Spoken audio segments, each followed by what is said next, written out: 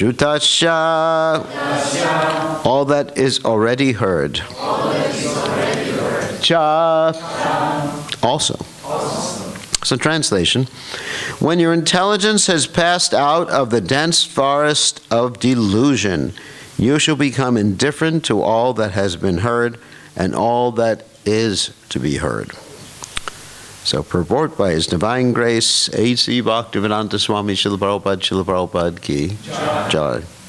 There are many examples, many good examples in the lives of the great devotees of the Lord, of those who became indifferent to the rituals of the Vedas simply by devotional service to the Lord. When a person factually understands Krishna and his relationship with Krishna, he naturally becomes indifferent to the rituals of fruitive activities. Even though an experienced brahmana, Sri Madhavendra Puri, a great devotee and acharya in the line of the devotees, says, Sanjavanana padramastu bhavato bho snana tubhyam namo bodeva pitarascha tarpana vidau naham kshamaksham yatam yatra kvapi nishadya yadava kutotamasya kamsadvishaha smaram smaram agam harami tadalam manye kim anyena me. O my prayers 3 times a day, all glory to you. O bathing, I offer my obeisances unto you. O demigods, O forefathers, please excuse me for my inability to offer you my respects. Now, wherever I sit, I can remember the great descendant of the Yadu dynasty, Krišna, the enemy of Kamsa, and thereby I can free myself from all sinful bondage. I think this is sufficient for me. The Vedic rites and rituals are imperative for neophytes, comprehending all kinds of prayer 3 times a day, taking a bath early in the morning, offering respects to the forefathers, etc. But when one is fully in Krishna consciousness, I'll read that again so you don't take this out of context. But when one is fully in Krishna consciousness, anybody here fully in Krishna consciousness? Trying, but is anyone right now fully in Krishna consciousness? Raise your hand. And is engaged in his transcendental loving service, one becomes indifferent to all these regulative principles because he has already attained perfection. If one can reach the platform of understanding by service to the Supreme Lord Krishna, he has no longer to execute different types of penances and sacrifices as recommended in revealed scriptures. And similarly, if one has not understood that the purpose of the Vedas is to reach Krishna and simply engages in the rituals, etc., then he is uselessly wasting time in such engagements. Persons in Krishna consciousness transcend the limit of Shabda Brahma, or the range of the Vedas and Upanishads. So, yadate moha kalilam buddhirvyatet trishyate tadagantasi nirvedam shrotavyasya shrutasya cha. So, obviously, or not so obviously, this particular verse, which talks about not being subject to the injunctions of many of the Vedic literatures, is in reference to one of Arjuna's objections in the beginning of the Bhagavad Gita, why he didn't want to fight. Actually, several of Arjuna's injunctions, such as not killing family members, leaving the ladies unprotected. So Arjuna was definitely giving Vedic excuses. And so here Krishna is actually saying these Vedic excuses are not such good excuses. And this is also very much in line with another verse in the Bhagavad Gita. Trigunya Vishaya Veda Nis Trigunya Bhavarjana Nirdwandvo Netvasatvasto Niryoga Kshema Atmavan, which states that the Vedic literatures are mainly dealing with what? Trigunya, with the 3 modes of material nature. Therefore, Arjuna, you should rise above these injunctions and be established in the self. Okay, so let's start this discussion off by talking about what is Vedic, because that's a big discussion and it's gone around a little bit controversial. If you actually go by the scholar's definition of what is Vedic, they will refer you to the 4 Vedas, like the Rig, Sama, Atharva, Yajur Veda. And of course, the Rig Veda is the Veda of hymns, which basically, if you count out or count up all the hymns, it's mostly Indra you're worshiping.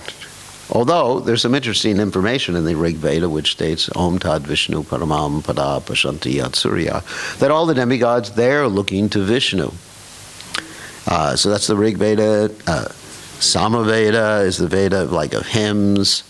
Yajur Veda is the Veda of swahas. You understand? Fire sacrifices. Swaha, Yajur, very much into sacrifices. And Atharva Veda is an interesting Veda. It's sometimes it's considered that there are 3 original Vedas and sometimes 4 original. The Atharva Veda contains different things like mantras to do magical things, like curse people. Like if you want to curse people, you go to refer to the Atharva Veda. Of course, don't investigate the Atharva Veda with the intention of cursing people, because it's not going to work. Because for a mantra to work, you have to be initiated in a mantra. Even like original Vedic mantras, you have to be initiated. Sampradaya vinay mantras te nishpala mataha. The Hare Krishna mantra works because Lord Chaitanya has initiated all of us.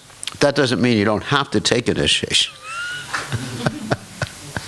You still have to take initiation. But Lord Chaitanya has basically given everyone permission to chant Hare Krishna. And actually, Lord Chaitanya's initiation process was quite easy. Like when he confronted the Buddhists who tried to defame him by offering him a plate of untouchable food in the name of Mahaprasadam, he arranged that a big bird would pick up the plate of untouchable food and drop it on the head of the chief Buddhist, knock him unconscious, and all the other Buddhists ran to Lord Chaitanya asking him what we should do. And Lord Chaitanya responded, chant Hare Krishna, and that way he initiated them. No fire sacrifice, no swaha, no smoke gets in your eyes, no recommendation from the temple president, nothing. And then, pretty easy in those days to get initiated. Even when you're trying to offend Lord Chaitanya, you get initiated. So then what happened is he told them to chant Hare Krishna in the ear of the chief Buddhist monk, and they did that, and they initiated the chief Buddhist monk. So, double initiation that day. The disciple became the next guru. Pretty good. Wasn't ISKCON, but it worked. So, as far as the Hare Krishna mantra, it doesn't, in the Chaitanya Charitamrita it says, doesn't wait for initiation. So you can chant right away. Nobody's stopping you. You can have neck beads right away. Although, in our tradition, many years ago, one didn't wear neck beads until they got initiated. Bhaktivinoda Thakur, you see pictures of him without neck beads, that's before he got initiated. Wow, or japa beads too. But Prabhupada and Bhaktisiddhanta Saraswati Thakur were very kind. So, anyway, so it's not going to work if you chant the hymns of the Atharva Veda or any of the Vedas without initiation. So generally, when they talk about Vedic, that's what the scholars mean. The 4 original Vedas, and sometimes they may include the Upanishads. And then after, what? Yeah, Aranyas. Oh, they're the forest literatures. They're the forest literatures. Aranya means the woods. You understand? The forest literature, which is interesting. That's an interesting story behind that. Glad you brought up those literatures.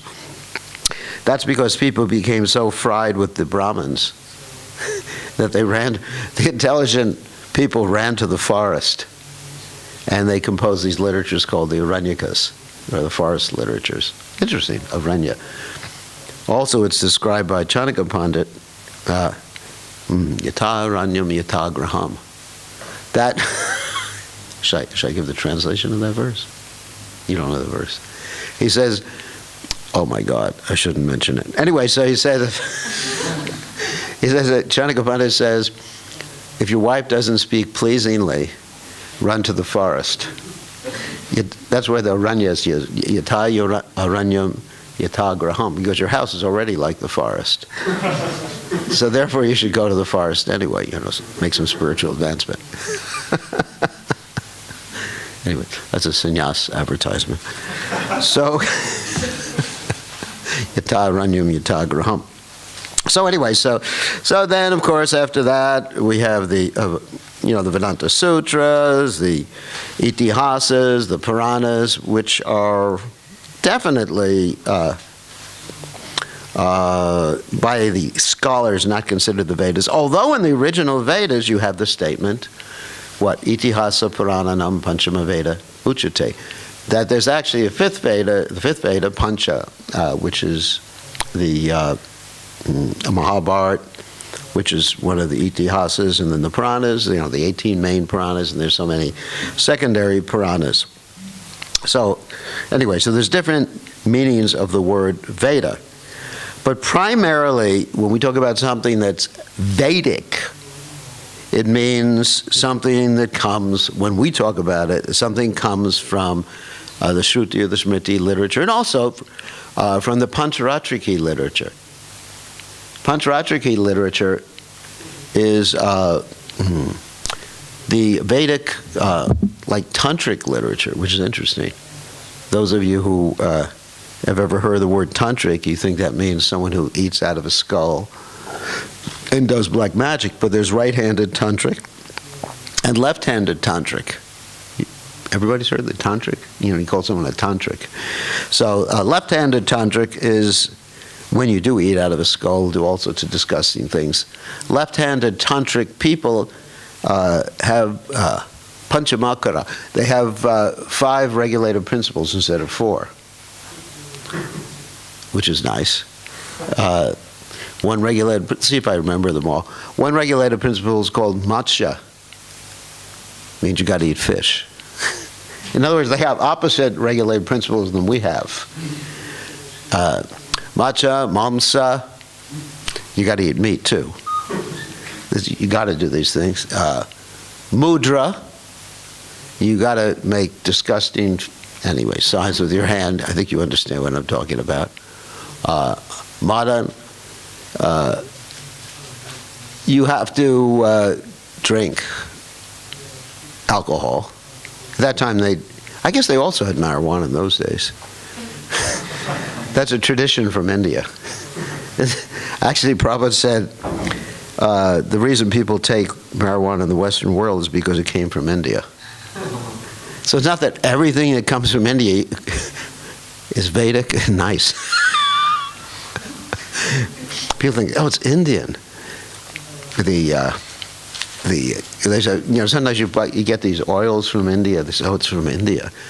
But they mix the oil with motor oil, for the deities. It's just like, this is pure sandalwood oil. So, wow. And it's not. Anyway. They mix incense with rubber. Yeah, they do. They mix. Anyway, it's not always, not that everything comes from India is not good. But they said this is Vedic sandalwood oil. So then the word Veda becomes expanded to mean anything that comes from India. Like, anyway, here's my favorite one. Like calling old ladies Mataji. Incidentally, that's Hindi, not Sanskrit, in case you didn't know. And it's not, that word is not there. Actually, in the Sanskrit, it's called mata. So instead of using the word Mataji to refer to the ladies, you'd say mata. And then the ladies can refer to you as Pita. And we had one of my friends is so much attached to these designations like Mataji and Pitaji, she calls her husband Pitaji. I say, how's your husband doing? She says, well, Pitaji is doing very nice. Not very intelligent. So,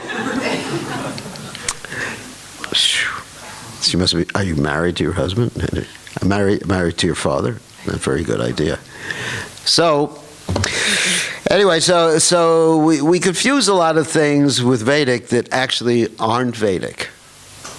Like many years ago, there was a discussion about the design of the Temple of Vedic Planetarium. I don't know if any of you remember that. Like the big discussion about the design. It's because Prabhupada originally wanted a design more or less like it is now. Prabhupada said, look at the Capitol in the U.S., United States, he wanted a building like that. So the devotees designed something like that, and then there was such an uproar and confusion all over the movement. It's not Vedic. And so everyone started to look at all the different temples in India. And incidentally, there's very few temples in India, especially in the north, that are more than 200, 300, 400, 500 years old, max. And incidentally, in case you couldn't figure it out, India has been a captive, or was a captive country, for since the beginning of the first millennium. The year zero of the Christian era. You understand? So India has had an influx of foreign architecture brought in. Many things you may consider Vedic with the domes and everything like that. You can go into the Middle East and see similar buildings like that. So what is Vedic? Because this word Vedic is just bandied about. And certainly then it's often put together with Vedic culture or Vedic instruments, right? The harmonium's a nice Vedic instrument? No. Actually, a flute is a Vedic instrument. I could say that for sure because one of my friends plays the flute and he lived over 5,000 years ago.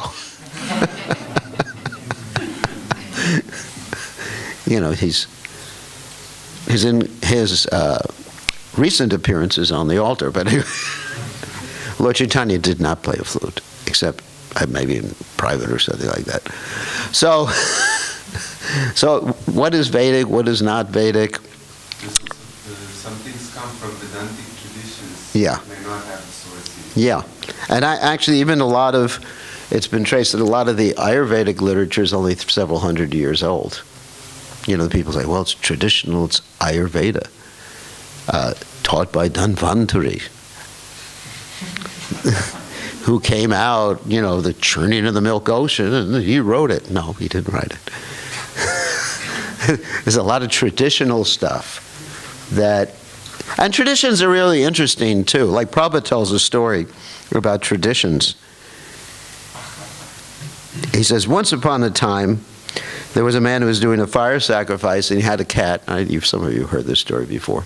And the cat kept jumping into, trying to get too close to the fire. You don't want a cat to catch fire. And so that Brahmin, he took the cat, whenever he was doing a fire sacrifice, and tied it to a tree or a pole. And his disciples saw that and said, Guru Maharaj does this. They wrote it down in the Archana Paddhati at that point, the book of rituals.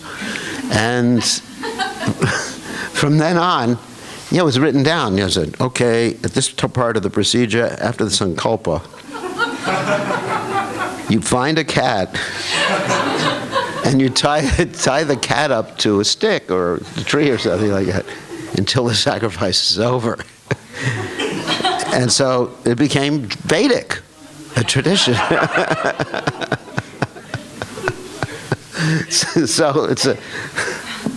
So you have all this Vedic stuff. Yeah, anyway, that's it. Enough said to get me in trouble, because I can go into dhotis and everything too, but I'm not going to go into dhotis. Sorry, ladies covering their heads. I can get into the whole thing, but I'll get in trouble and never be invited back. So, because this is a traditional temple. So anyway, on the other hand, what Krishna is referring to here is bona fide Vedic conjunctions that Arjuna was giving as an excuse. And because Arjuna was transcendental to all those Vedic injunctions, the secondary Vedic injunctions, and because Krishna knew the purpose of the Vedas, which he later makes very clear in the 15th chapter, text 15, isn't it? By all the Vedas I am to be known. You know, when you understand the purpose of something, you can adjust some of the details to achieve the purpose. You have to be able to distinguish between the principles and the details. And one example given in the Mahabharata, which I use quite often, is grandfather Bhishma being very attached to keeping his word. Right? So grandfather Bhishma, those who don't know the Mahabharata, made a promise when he was getting his father's second wife. His father was very attached to this lady, Satyavati. And Satyavati's father and Satyavati made the condition that, this is Shantanu, who was very attached, that Shantanu could only marry her if her son became the next king. And Bhishma, in order to please his father, because his father was completely depressed that he couldn't marry this girl. He was completely madly in love, and the Vipralamba Seva. Actually, it's amazing how people fall in love. Sometimes it shocks me. Isn't it? There's even a song in Italian, when the moon hits your eye like a big pizza pie, that's amore. You read it? Yeah, sometimes I cite that song. So Shantanu was madly in love with her, as he was previously with Ganga Devi. And because he was in love with her, he went into a big depression, and Bhishma, Bhishma went, and he got the girl for his father, promising that he would not become the next king, and that he wouldn't even have children, so there would be no trouble with his offspring wanting to become the next king. So that's a promise. In the Vedic literatures, promises are very important. You know, just like we hear, even in the Bhagavad Gita, the austerities of speech. What are they? Anybody know? Sacha priya hitam. Right? Speaking truthfully, beneficially, right? Pleasingly, and what? Regularly reciting the Vedic literatures. Those are the austerities of speech. So the Vedas do, even the Bhagavad Gita tells us that we should speak truthfully. Okay, someone who took a vow, spoke truthfully, and then he stuck to his vow. And he was thinking, this is a higher principle, when actually it was a detail. It's a higher principle, and it was such a higher principle for him that when there was the attempted disrobing of Draupadi, he said, I have to stick to my promise. If this lady gets defiled, disrobed, tortured, I have to stick to my promise. I don't like it, but you know, I made a promise. It's Vedic. It was. Actually, in that case, it is Vedic. It was Vedic. And continues to be Vedic that you should stick to your promises. However, there was a consequence to that. That a religion became prominent. A lady became defiled because of that. Or attempted to be defiled. And basically the whole dynasty had to be destroyed because of Bhishma sticking to a Vedic promise. Interesting. Because he didn't understand the purpose behind the promise. Ultimately, he did understand when it was too late. He understood when he was lying on his back on a bed of arrows. Then he said, whoops. And he said, yes, now I understand. And he gave the example, an interesting example he gave. He said, just like how one can sometimes break his promise or tell a lie, he said, just like a bunch of dacoits are attacking a family, and the family takes shelter in the ashram of a great sage. The great sage has promised never to tell a lie. And the dacoits come and they ask the great sage, where is this family? And the great sage says, I cannot tell a lie. They're in there, and they get killed by the dacoits. So, in other words, one determines the dharmic quality of something, or even the Vedic, if you want to use that, Veda in the sense of knowledge, or Vedantic. Let's use the word Vedantic, because it means the conclusion of knowledge, even though it sometimes refers to the Vedanta Sutra. Vedanta, the Vedantic principle is that something is determined by the results. Very interesting. Of course, the Sanskrit for that is palena padachiyate. Does anyone know what that means? Palena padachiyate. You judge something by the fruits. In other words, that's one of the reasons that we know the Krishna consciousness works, because when we chant, we feel happy. When we see other people chant, we see their lives become transformed, good qualities become manifest, yasyasti bhakti, bhagavacha kinchana, savar gunas tatra samasate sara, that when one engages in devotional service, they become saintly. Just like all of you who are engaged in devotional service, you're all saintly, regardless of what you were doing before. You can, even if you were hippies before. Anybody here was a hippie? Now you become happies, as Prabhupada said. Prabhupada said that's a miracle. Not producing like some bogus guru producing what, ashes from his ears or something like that. Golden egg from his mouth. Yeah. Shiva Linga from his mouth. That's not the real magic. Prabhupada said transformation, like it's described like bell metal.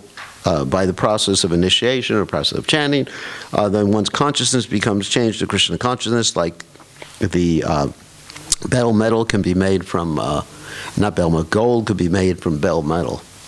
So that's the example given by Srila Rupa Goswami. So one has to consider the results of something. And therefore, Rupa Goswami makes it very clear that the first rule of devotional service is to always remember Krishna. And second rule is never forget Krishna. Like that. So, of course, we don't have the right to adjust the regulative principles by saying, I remember Krishna more when I smoke marijuana. That's not really the point that I'm making. But we have to understand what are actually principles of devotional service and what are details in devotional service. And sometimes, like in the case of Srila Prabhupada, who crossed an ocean, violating the detail of a sannyasi never crossing ocean, or a sannyasi wearing, a sannyasi not supposed to even wear sewn clothing. If you go into the Bhagavatam, those of you who are brahmacharis, you have two options as far as your dress. Depending on the scripture, you either wear deerskin, tree bark, or you go naked. So it's a little cold for the naked business here. But so those are your options. I'm sorry, that's Vedic. Read the Bhagavatam, Vanaprastha, tree bark also. And sannyasis, we'll take questions later. But sannyasis, also, naked sannyasis. I ain't coming here in the winter. So, there's Bhagavatam says this. Oh my God.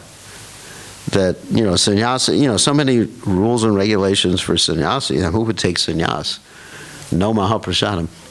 Actually, Prabhupada one time said, Mahaprasadam is for the grahastas, not for the sannyasis. So a lot of people get married just to take Mahaprasadam. So in other words, so you see Prabhupada did so many things in addition to crossing the ocean. And it's also said that if you see the face of a non-devotee, what are you supposed to do? Does anyone know the injunction? jump in the Ganges without even changing your clothes. So that's why I always travel around with some Ganges water in a spray bottle. So whenever I see anyone, I just spray myself to purify myself. So therefore, how do we know? Okay, so the question is, how do we know which injunctions we follow, which injunctions we don't? That's why we have Srila Prabhupada, our Acharya. That's what Acharya means, example. Because Srila Prabhupada is an absolutely pure devotee. He's on the level of pure devotional service, which means he definitely doesn't have to follow any of these rules and regulations. He doesn't. Because he's, as stated here in Prabhupada's purport, but when one is fully in Krishna consciousness and is engaged in his transcendental loving service, one becomes indifferent to all these regulative principles. So Prabhupada doesn't have to, but then it explains in the Gita why Prabhupada does. Yad yada charati shrestas tatat evetaro janaha, isn't it? As the great personality of the Acharya acts, then everyone follows. So Prabhupada said elsewhere, and also Vishwanath Chakravarti Thakur says elsewhere, even if one is an absolutely pure devotee of the Lord, then he acts very strictly following the rules and regulations, like the sadhana process. Even if one is on the platform of raganuga, raganuga means everything spontaneous, then still he acts like a sadhaka, a new sadhaka, to set an example for others. Otherwise, people are going to, like Prabhupada, of course, there was that funny example we were talking to someone the other day about, that one time Prabhupada drank some soft drink, which is called 7-Up, for his health. And then a few days later, they were delivering a whole truckload of 7-Up to the temple, not for Prabhupada, but for all the brahmacharis and brahmacharinis, to be on like breakfast, lunch, and dinner. They were drinking cans or bottles of 7-Up. So one who's in a position of authority has, as a very important duty, to set a good example and act as if he is not on the highest level of devotional service. Very, very important. One time I was speaking to one of my godbrothers who wasn't so strict in his sadhana, and I said, isn't it important you get up in the morning and show a good example? He says, isn't there any place in the movement for spontaneous devotees? I said, if you want to be a leader, yeah, there's a place. If you go to the Himalayas, you can be very spontaneous, because nobody's going to follow you. But nowadays they have internet even in the Himalayas. Someone will come up there with a cell phone and and take a picture of you. So, but if one wants to be a leader, and actually Prabhupada wanted us all to be leaders, then we have to set examples for others, even if we don't have to rise early. What I'm talking about is not the 4 regulated principles, but even if we don't have to rise early. And actually there was one Babaji, Bamsidas Babaji, who apparently took other things like tobacco and everything. Bamsidas Babaji. And so he was definitely an avadhuta. Avadhuta means like the wind, someone who just has no rules and regulations to follow. So it is our duty, anyway, so it's our duty to actually set a good example and follow, many cases, secondary Vedic injunctions if they don't interfere with Krishna consciousness. So how do we know? We follow the example of Prabhupada, getting back to the point. We follow Srila Prabhupada's example. And also, not just the physical, external example, which we have to study Prabhupada's life to find out, but Prabhupada's example of priorities. Prabhupada's setting priorities in the Krishna conscious movement. Preaching is the essence, books are the basis, utility is the principle, and purity is the force. And this is, to me, that's the 4 regulator principles Prabhupada gave. And Prabhupada, he was very much concerned with the amount of devotees joining the Krishna consciousness movement, very much concerned with compassion. And these are the sort of examples that we have in Srila Prabhupada. And Prabhupada, from time to time, would adjust certain external things to preach Krishna consciousness. So, anyway, so these are some of the points here. So any questions or comments? Yes? Thanks, Guru. I have one question. I was reading Srimad Bhagavatam 11 Canto. Right. And you got a microphone. You speak about the flaws of the worshiping. And I was reading Srimad Bhagavatam. There is a place when Krishna said that my devotees, they are worshiping me in the 3 floors: Vedic, Tantric, and mixed ones. So always I ask myself, that mix they put there, what is that mix is? Worshiping Krishna in mixed ones. Well, people, I'd have to refer to that particular verse, but devotees who are not yet pure, absolutely pure, they have mixed motivations. Let's take the demigods, for example. The other day I was having a discussion with someone, and I made the point that the demigods are prisoners too in this material world. She became shocked when she heard that. And she said, why? Why do you consider them prisoners? They're devotees. Well, I said they're sakama devotees. They have some desire, and they're also prisoners of the 3 modes of material nature. Prabhupada said, comparing the demigods to, there's a word in English for a type of prisoners called trustees. Now, trustee means a prisoner who is given more trust in the prison house, so he has more freedom, so he may be guiding the other prisoners or doing things like that, but he's still a prisoner. So demigods are still prisoners. They're they're devotees with some sort of desire, mixed desires. And basically, until we become pure devotees of the Lord, we also have mixed desires. We're not demigods.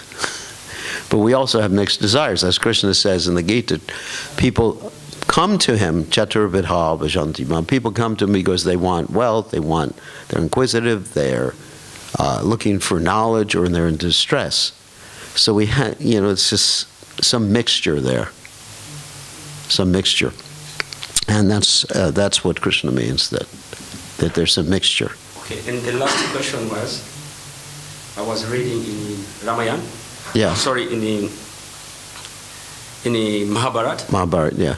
And I found the place whereby, after the war, the king Yudhishthira and the Kurus dynasty, they welcomed the Brahmanas. The ceremony came. Brahmanas, they bring the priest, each and every kind of classes, But mostly the Brahmana, they've been welcomed very well. And Krishna said, you must welcome those Brahmanas. Brahmanas, yes. Then Krishna fed them, because it's spoken like that, with nice milk, vegetable, very nice, meat, and pork. So I was confused. Pork? Yes, I was a little bit confused. Well, they weren't Muslims.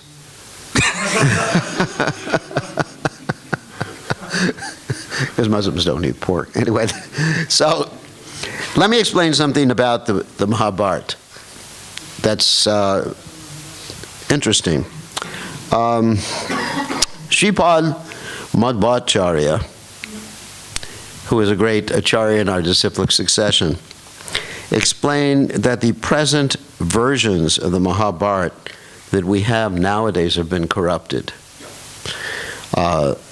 And the modern, let's say, Vedic scholars, if you can use that word, modern Vedic scholars who are trying to come up with the actual original edition of what's called the critical edition. There's this, in scholarship, there's something called the critical edition of a particular book. Just like if you're studying Shakespeare, there may be a little different versions of Shakespeare, or even the Bible, or whatever it is, or different books of the Bible.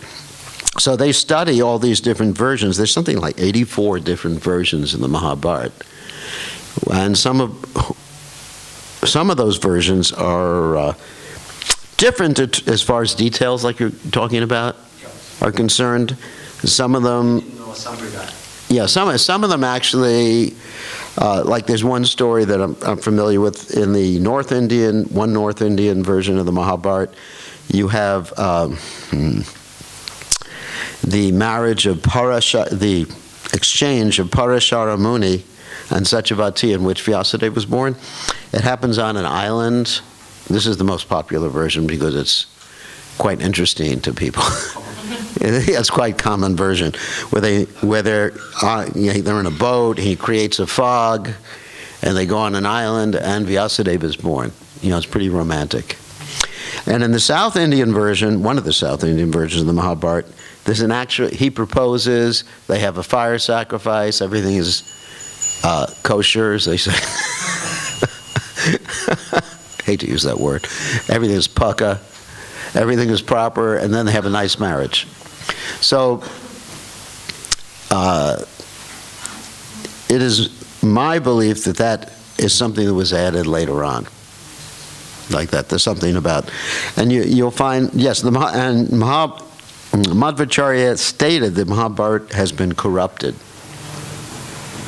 Not that the story is different. There's the Pandavas, there's Duryodhana, Dhritarashtra, of course Krishna, but the Mahabharata actually was an oral tradition, like a story that was, something that was spoken, and when you speak something enough times, details do tend to change. It's a story, basically a story. Of course, the original 4 Vedas, we have them more or less in their intact state, because when they were passed down from spiritual master to disciple, they had to be remembered verbatim. There's this word verbatim, means every word had to be remembered. The rhythm in which they were chanted had to be remembered. The tune in which they were chanted had to be remembered from guru to disciple. So that's why we have the Mahabharata with this interesting stories like that. And I don't believe they fed them pork. It goes against my understanding of the culture. They're chasing around pigs and catching pigs and feeding them pork. It just didn't happen. There's one incident where Viswamitra Muni almost eats the back portion of a dog. That's because there was a drought. There was a drought, and there was nothing for anyone to eat. So there's an interesting story that's also in the Mahabharata, maybe in the Ramayana too. So, but no, they wouldn't feed pigs. Whew. Oh my God. Yeah, so there's all sorts of stories there. So that's why when there's some contradiction between the Mahabharata story and the Bhagavatam story, we always take the Bhagavatam, because the Bhagavatam was those 3 steps of worshiping Krishna, Vedic, Tantric, and mixed one. Yeah, and so the Bhagavatam has been passed down in disciplic succession, unbroken. And we have commentaries by acharyas, and none of the acharyas say that the Bhagavatam has been corrupted. Some of the other Puranas, yes, because they haven't been passed down in a bona fide chain of disciplic succession. That's why the Bhagavatam is our standard of reference. Thank you. Thank you for the questions. Anybody else have questions? Yes. Thank you. There is a lot of times we hear this sentence that spiritual life is a marathon, not a sprint. Oh my God. I want to ask how to practice spiritual life healthy and balanced so that we can get the best results out and stay on track whole life. Marathon sounds pretty scary too. I was thinking of entering a marathon for senior citizens. Someone's been encouraging me. The over 70 marathon, see if I can win, because I do exercise every day. I think I can win. So, but still, I think I could. Isn't it? I was walking, today we were walking with some young people, and I was going a lot faster than they were, and they almost had heart attacks. So, a marathon, I would say, better to say, devotional service is slow and steady pace, rather than a marathon. I mean, a marathon, yes, you have to pace yourself, that's true. I have, one of my disciples actually is a famous marathon runner. And he enters all these different marathons, and he has to practice every day, and he has to set his pace. And it's really interesting. I always ask him about his marathons. So the main thing is, yes, set a steady pace, keeping the goal in mind, rather than trying to sprint. And one has to understand what one's steady pace is. It depends on each individual. My steady pace may be different than your steady pace. We spoke about that this morning. Picking a situation in terms of varna and ashram. You know what varna and ashram is, whether one is married, whether it's a brahmacharya, whether it's sannyasi, vanaprastha. And varna means basically if you like to do brahminical things, you like to do kshatriya things. You picking an occupation and a status in life so you're really happy. Prabhupada said, the duty of the leaders in the Krishna consciousness movement, one duty is to make sure that everyone is happy, jolly, probably use the word. And that means engaging everyone according to... Prabhupada also said the duty of the spiritual master is to ascertain the psychophysical nature of the disciple and engage them accordingly. Not to try to force a square peg into a round hole or vice versa. Sometimes we hear the word surrender. And sometimes we may find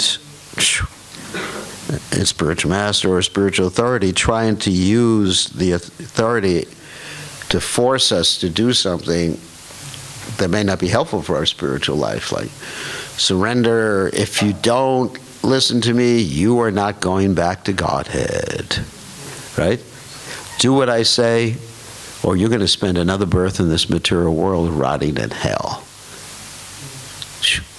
That I do not advise doing.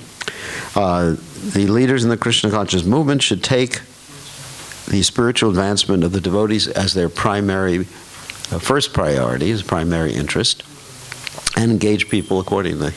And also we as intelligent individuals, rather than blind followers, should try to understand our psychophysical nature and just gradually proceed in devotional service, not try to jump too high. Prabhupada gave us a poem one time. Big, big monkey, big, big belly, sail on jumping melancholy. What that means is that if you try to imitate Hanuman, and you may have a big, belly. I guess Hanuman had a big belly, who knows. But anyway, you may try to jump to Sri Lanka, or Ceylon, as it's known or was known. You'll just fall on your face. So one has to know what their strength is. Just like if you, in a marathon, you have to know what your strength is. I mean, how fast you can go in the marathon. You can't just try to sprint through the whole thing. You'll just end up killing you. Actually, I asked this disciple, does people die during marathons? And he said, yes. People actually die during marathons. Heart attacks. He said young people actually die because they push themselves too much. So you don't want to die becoming Krishna conscious. That would be a mistake. So, so pace yourself. It's very important. Just be happy. We want to see all the devotees with smiling. Not like you come to the morning program and just, samsara, davana loka.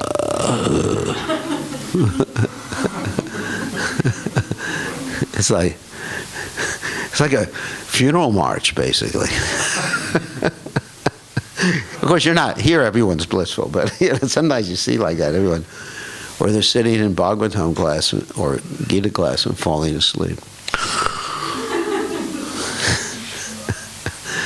So Mityahara viharasya, Krishna says in the Gita. Moderate in one's eating in one's sleeping, like bodily activities. Yes, question?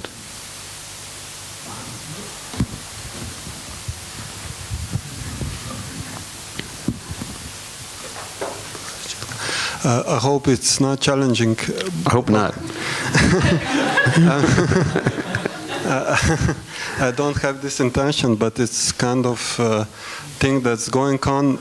If you can say something in favor of this pragmatical veganism that's going around our leaders in ISKCON, because apparently our Acharya didn't show with at that time with his example, but no, if in terms of this higher principle which the lecture was about, if you can in terms of this theme say something about this veganism, if you can please. Okay, I'll say something about it without getting in trouble. So, try not to get in trouble. So, Srila Prabhupada ultimately wanted us to have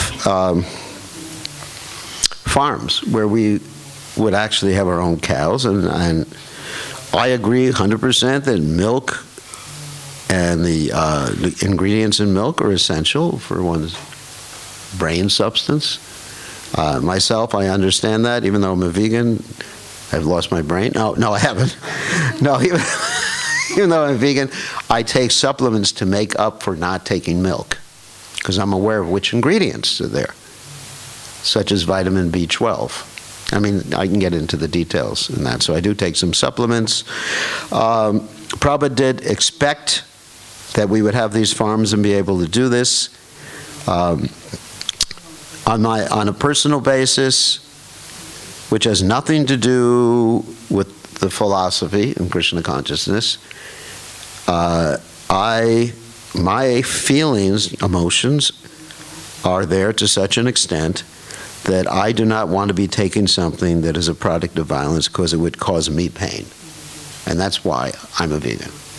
Not because of not following Prabhupada, or not because it's a religious sentiment of mine, or not because of a philosophical stance, but because it's my emotions. You can't argue someone out of your emotions. You know.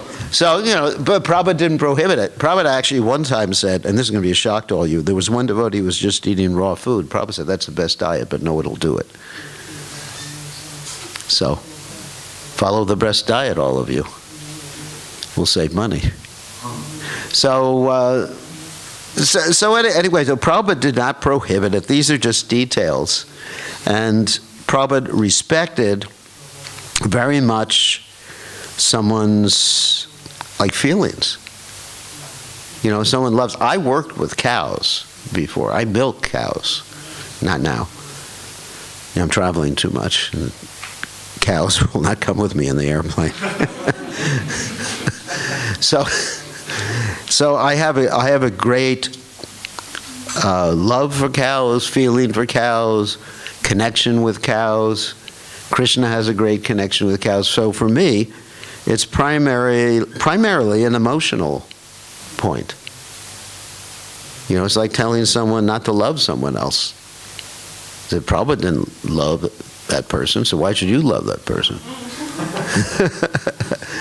It's just that's all. I mean, and that's a standard answer I give when someone asks me why I'm a vegan, because I cannot emotionally deal with doing something that harms something or someone that I'm deeply in love with, the cow.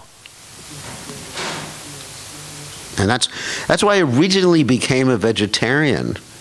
Not, I was taking milk in the beginning because someone revealed to me that meat came from animals. When you're raised in the city, it doesn't strike you all the time. You think that meat comes from the supermarket.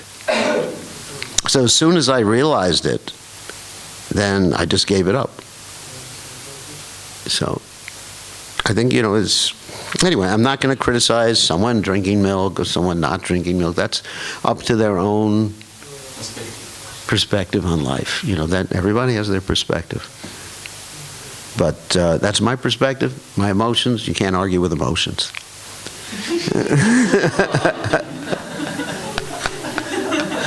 See, that ends the argument, isn't it?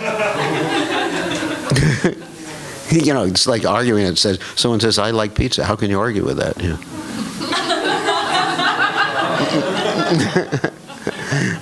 But that's true. It's not only an argument to defeat what you just said, but it's actually a fact. I do love cows. No, I'm on your side. There's not sides. All I'm doing is explaining why I'm not taking sides on this issue. But to me, it's an important principle in my life. And if someone doesn't have it as important, that's their prerogative. That's their prerogative. It's just, to me, I see cows in my mind. I dream of cows at night. Probably become a cow, like Bart Marsh. They're just so wonderful creatures. When I go to Vrindavan, I hug the cows. You took some pictures of me hugging cows, right? In Vrindavan, I hug the cows. I let them lick my head. So I'm in love with cows. What can you do? Sannyasi in love.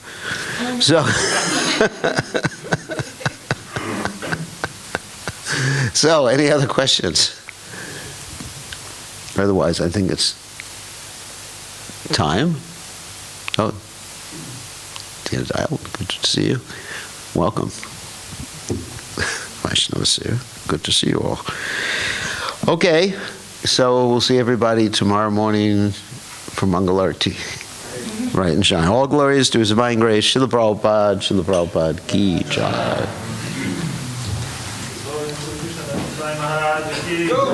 Srila Prabhupada, here's all the devotees. See, this is a youth temple. No one's allowed in who's over 30 here in this temple. They have someone checking identity.